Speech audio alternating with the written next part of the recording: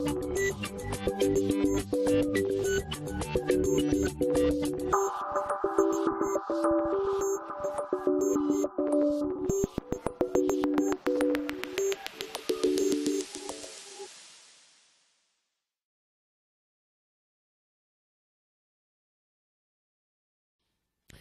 então agora nós voltamos para os juízes. Vamos falar dos juízes de direito. Já vimos que são magistrados, os desembargadores, os juízes de direito, os juízes substitutos. Segundo nos diz o artigo 34 da norma, ao juiz de direito compete o exercício pleno da jurisdição da competência da justiça de primeiro grau. E ele segue: os juízes titulares, em suas ausências ou impedimentos, serão substituídos por outro de igual entrância. Segundo provimento, eu me lembro de uma lição de direito administrativo muito antiga, dizendo o seguinte, que provimento é o ato emanado das corregedorias dos tribunais de justiça.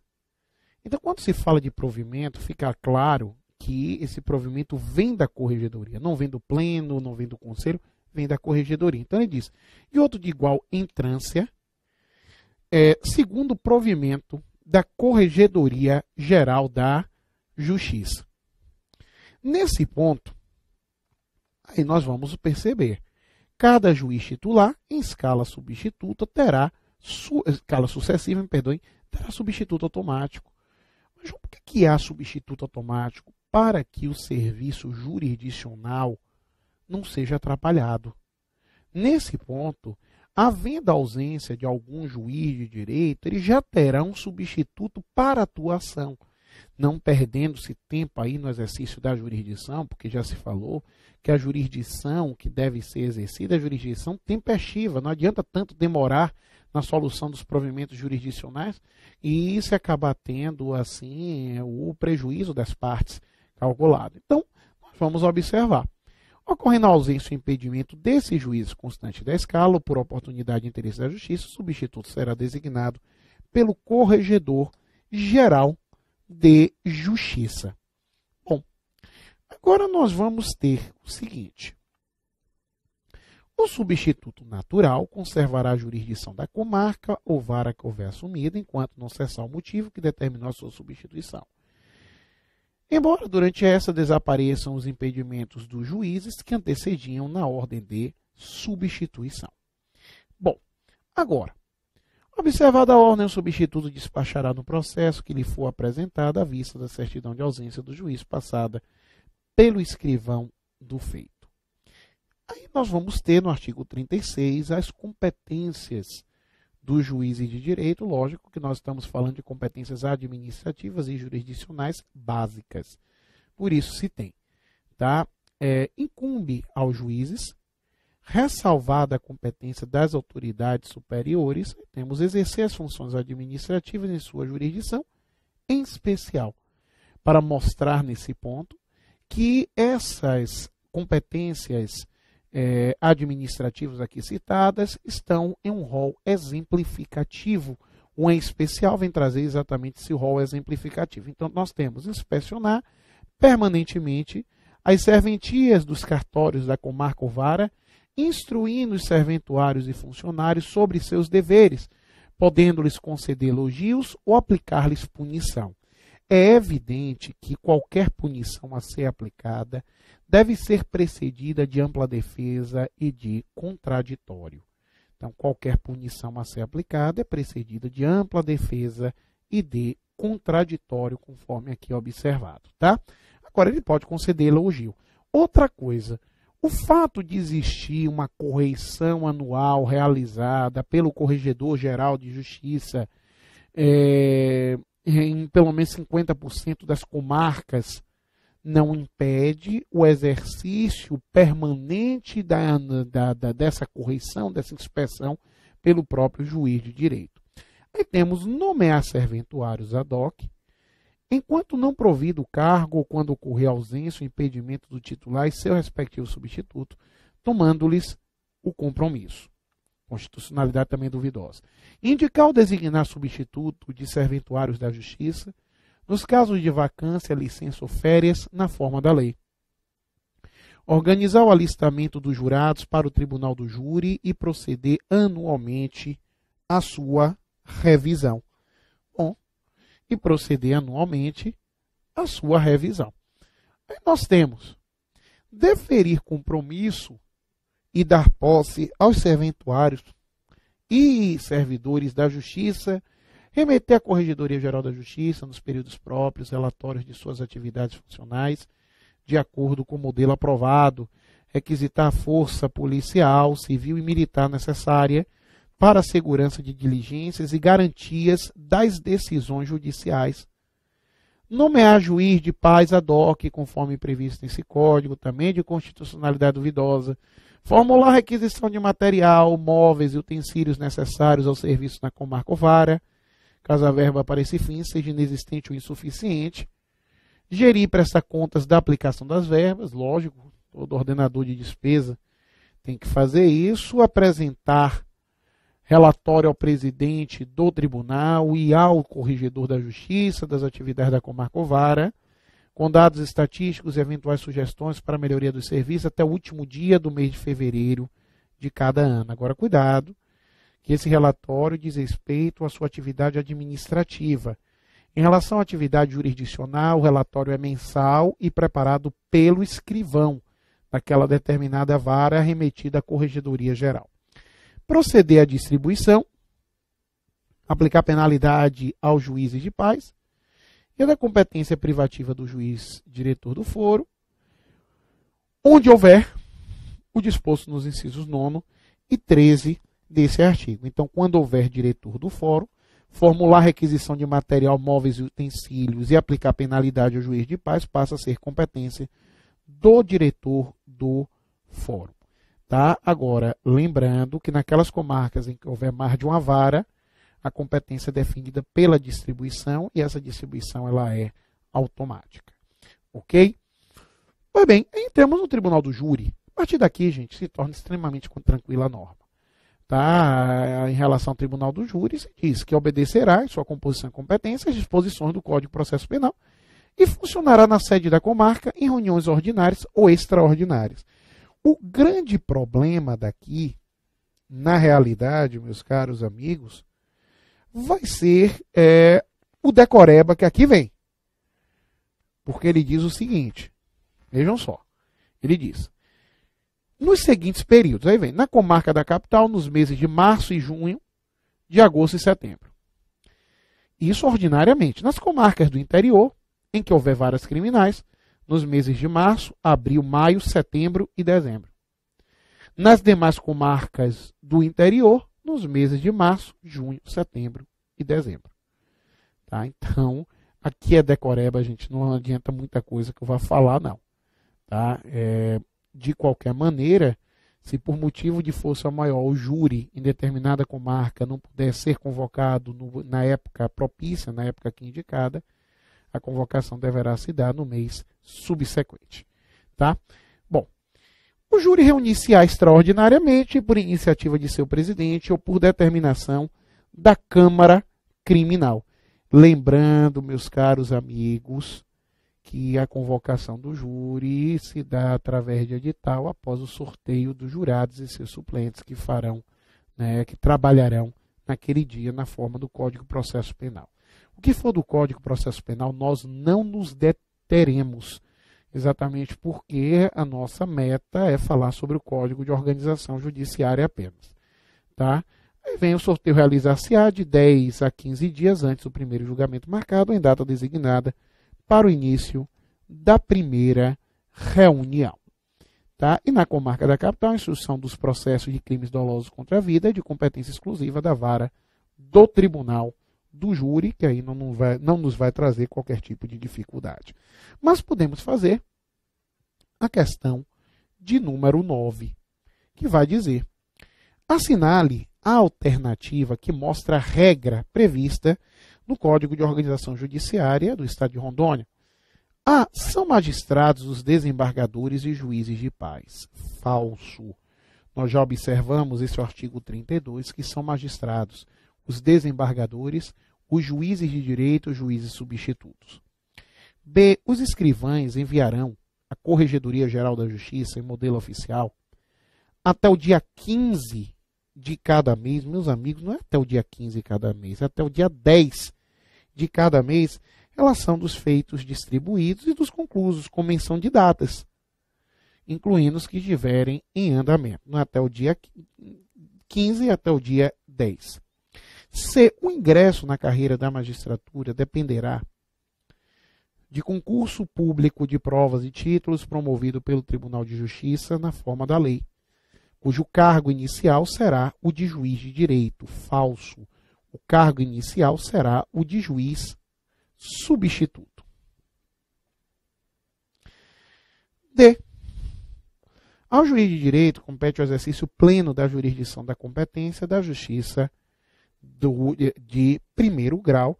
Esse sim é que a resposta certa, com base no artigo 34, realmente, ao juiz de direito compete o exercício pleno da jurisdição da competência da justiça de primeiro grau. A letra E. Os juízes titulares, em suas ausências ou impedimentos, serão substituídos por outro de igual entrância, segundo o provimento do Tribunal Pleno. Nós já dissemos que provimento é ato típico da Corregedoria. Por isso, esse provimento advém da Corregedoria Geral de Justiça. A letra E, portanto, está falsa.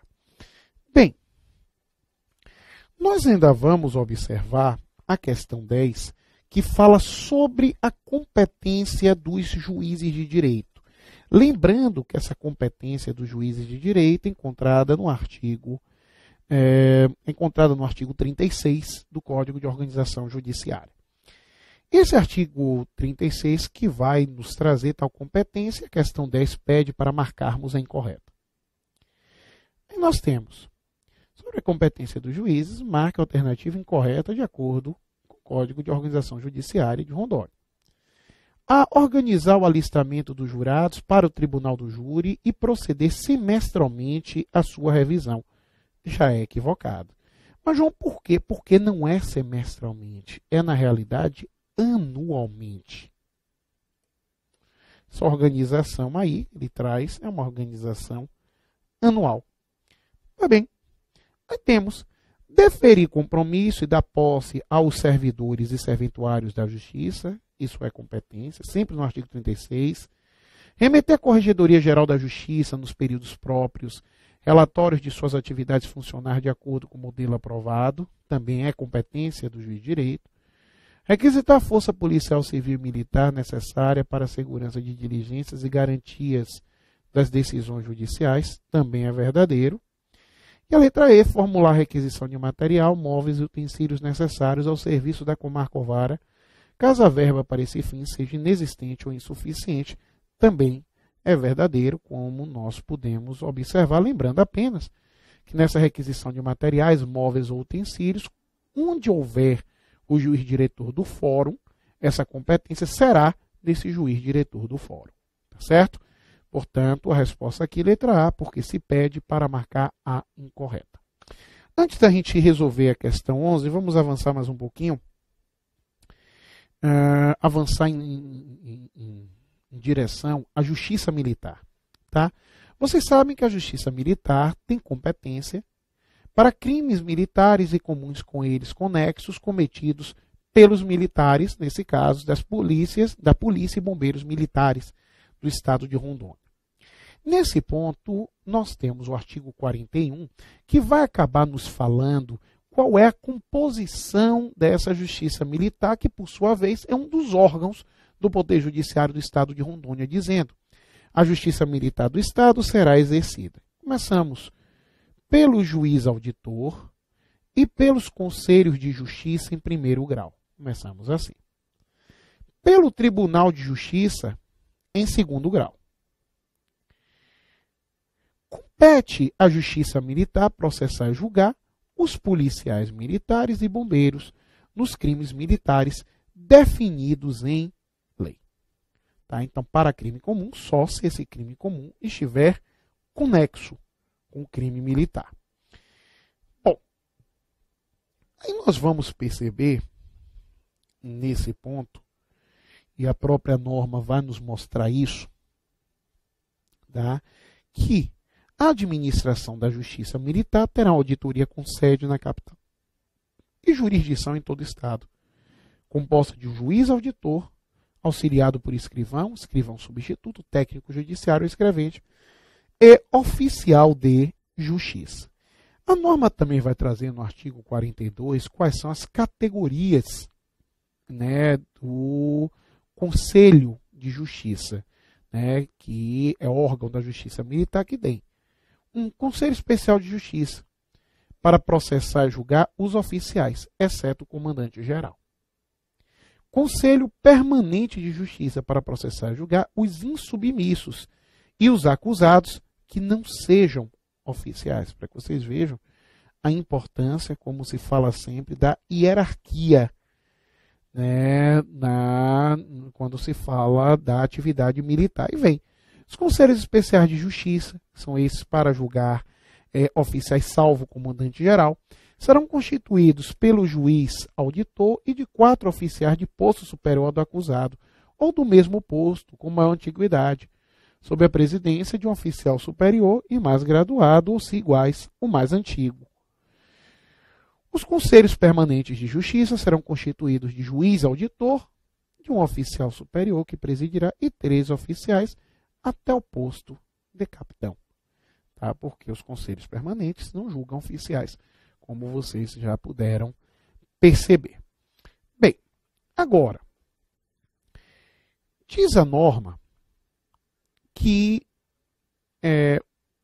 isso no artigo 44, o corregedor da Polícia Militar fará organizar trimestralmente a relação de todos os oficiais da ativa que sirvam na capital, sem qualquer exceção não prevista nessa lei, com indicação do posto e antiguidade de cada um, bem como previsão de período de férias ou outros afastamentos legais, a fim de que o juiz de direito da auditoria possa dar cumprimento ao disposto no artigo anterior.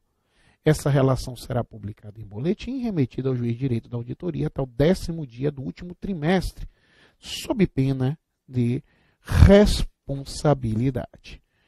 Bom, agora nós acabaremos tendo que não serão incluídos nessa relação o comandante-geral, os oficiais da Casa Militar da Governadoria, os assistentes militares, os ajudantes de ordem, os que estiverem no Estado Maior e gabinete do Comando-Geral, bem como os professores e alunos de cursos de aperfeiçoamento de oficiais.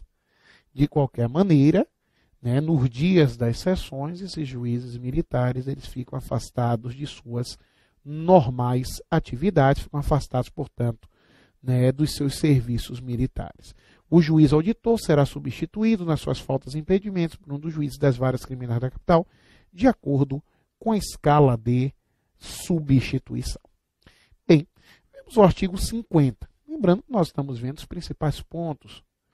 O artigo 50 nos fala dos juízes substitutos, porque no artigo 36 nós vimos os juízes de direito, agora os juízes substitutos. O juiz substituto exerce jurisdição, como o próprio nome diz, em substituição aos juízes de direito. Nesse ponto se diz na norma, o juiz substituto, cargo inicial da carreira da magistratura, chamamos a atenção disso, exercerá jurisdição na seção judiciária para a qual for nomeado. Residirá na respectiva sede e realizará a prestação jurisdicional por designação. Aí vocês vão ver. Como substituto dos juízes em suas férias, ausências, licenças, impedimento ou vacância. Como juiz auxiliar dos titulares. Como juiz substituto de qualquer vara ou comarca, na hipótese de vacância ou instalação de novas varas ou comarcas. Tá? De qualquer maneira, essas atribuições, né, essas designações dos juízes substitutos são feitas pelo Corregedor-Geral de Justiça do Tribunal. O juiz substituto que se deslocar da respectiva sede no desempenho de suas funções fará jus a diárias diferenciadas. Essas diárias são arbitradas pelo presidente do Tribunal de Justiça, que observará a distância, tempo e condições da viagem, de hospedagem e a duração dessa substituição.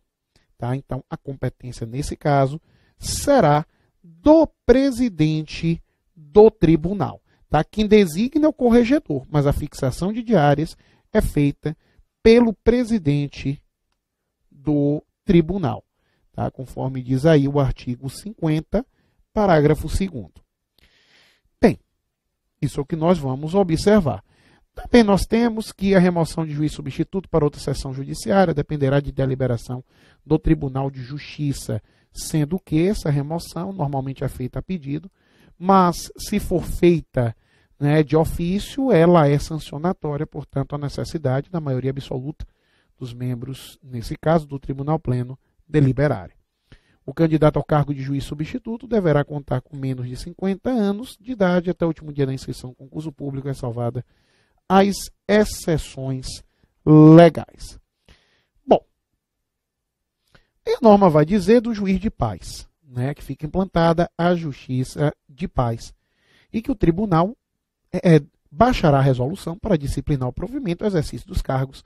A falta de legislação específica, portanto, não nos diz muito. Tá? Com isso, meus caros amigos, nós entramos nos direitos e vantagens dos magistrados. Alguns pontos aqui que eu devo recordar. O magistrado, ele possui algumas prerrogativas, como a inamovibilidade e a vitaliciedade. Eu queria lembrar que o magistrado que ingressa na carreira, a pessoa que ingressa na carreira da magistratura, ela vai entrar em um estágio probatório. Esse estágio probatório será de 2 anos. Cuidado para não confundirem o estágio probatório do magistrado com o estágio probatório do servidor. O estágio probatório do servidor será de 3 anos, o estágio probatório do magistrado é de 2 anos. 2 anos necessários para se adquirir a vitaliciedade. Dito isso, nós observamos o seguinte: o magistrado não poderá se afastar do exercício do cargo, salvo quando, em gozo de férias. Gente, o magistrado tem direito a 60 dias de férias anuais. Né? Quem tem direito a 30 dias somos nós, pobres mortais. O magistrado tem direito a 60 dias. Aí nós seguimos.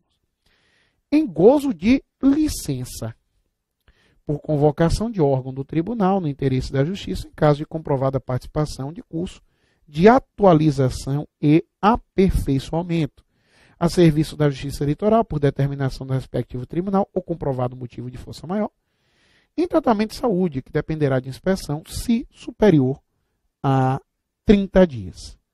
Tá? Agora, é lógico que, diz a norma, que o afastamento imotivado do magistrado ensejará a aplicação da pena de censura.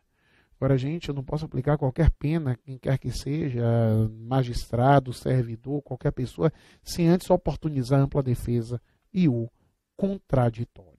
Tá certo? Então, teremos aqui a penalidade de censura.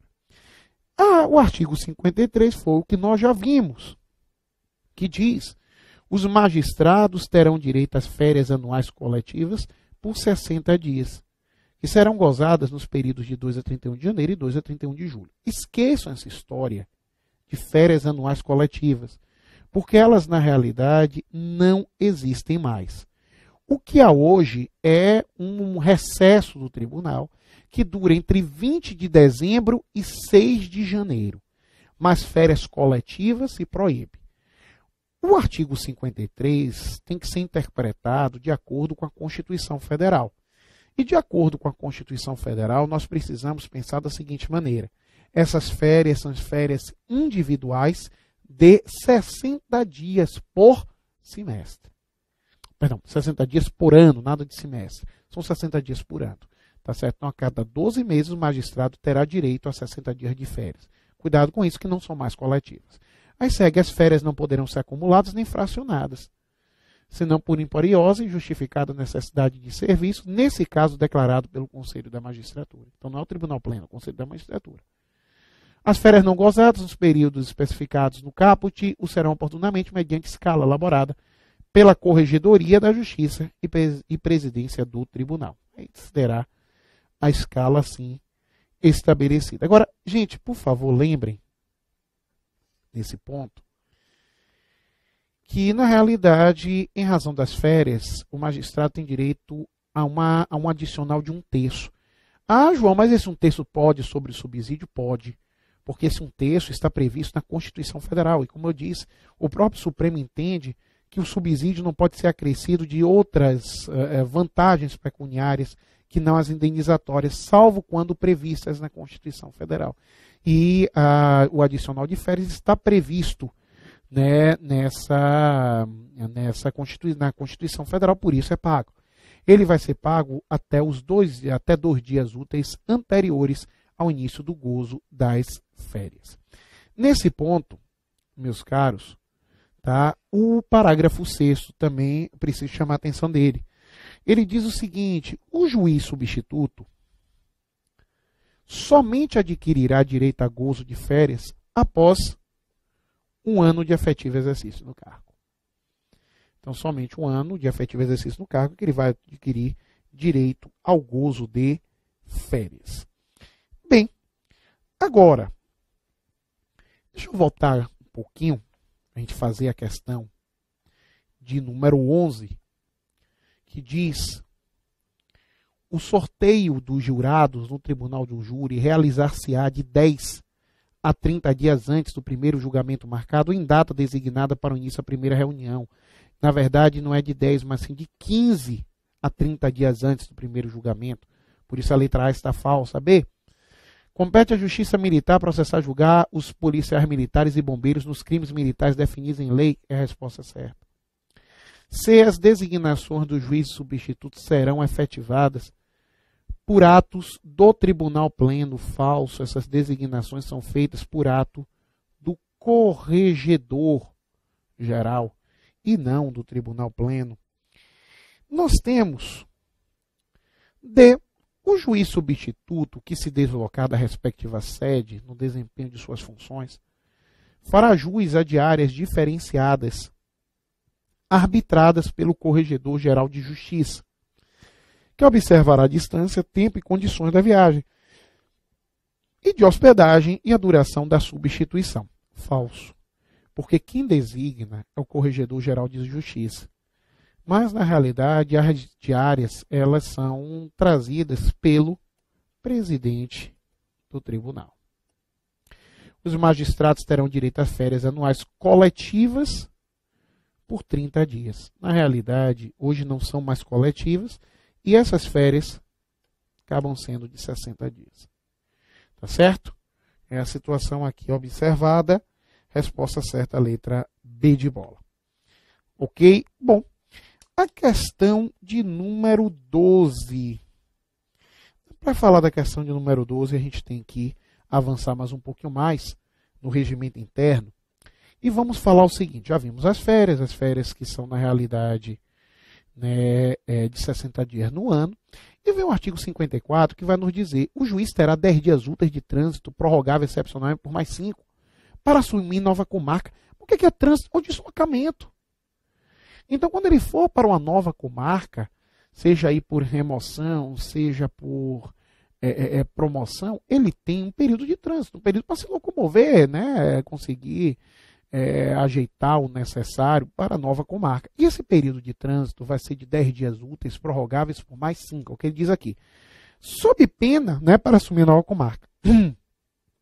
Sob pena de ter-se por ineficaz a promoção, contado aquele prazo a partir da publicação do ato. Então, o tempo que ele tem para começar aí a se deslocar. Esse prazo aí, na realidade, de 10 dias úteis, prorrogáveis por mais 5. Agora, esse período é considerado como de efetivo exercício para todos os efeitos.